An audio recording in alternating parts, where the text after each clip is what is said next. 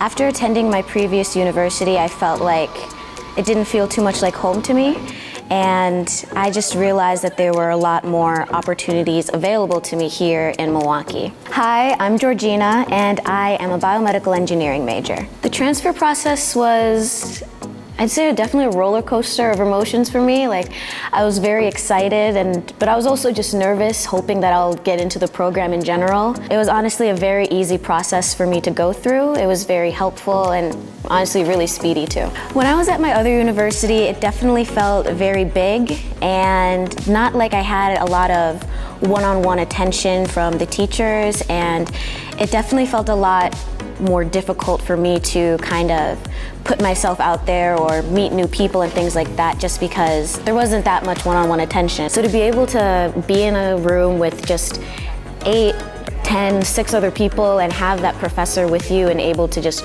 raise your hand and say, hey, I don't really understand this, and they can help you with it right away, it definitely was comforting to know, and I felt a lot better about how my experience will be here. I love how proud everybody is to be a Panther. I feel like there's a lot of schools that have pride in what they are, but I don't know, nothing beats Panther pride.